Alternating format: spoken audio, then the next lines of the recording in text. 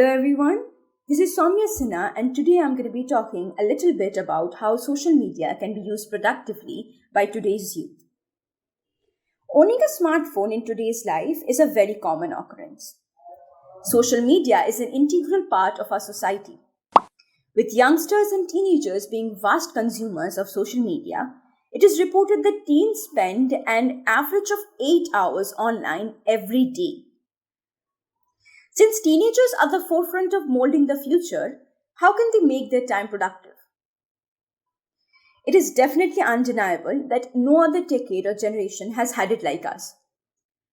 So today, instead of focusing on the very common issues like how social media helps us in academics, because frankly, everybody knows about that stuff, I would like to talk about the so-called unorthodox issues. Recently, the movement of Black Lives Matter blew up all over social media after the very unfortunate murder of George Floyd. But what you are unaware of is that the Blackout Tuesday posts, which were posted in showing support to the injustice faced by George Floyd, was double in numbers than the George Floyd petition signatures. So what does this portray? That the people only support a movement superficially.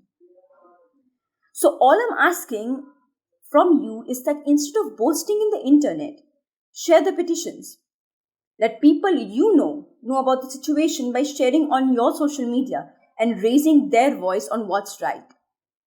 Not only for the case of George Floyd, but also for Breonna Taylor, for Srinivas Kuchibhotla, for Jairaj and Phoenix, and many, many more cases filled with injustice.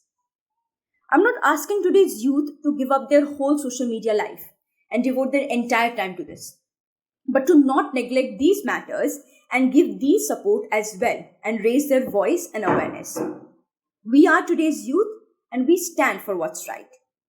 Thank you.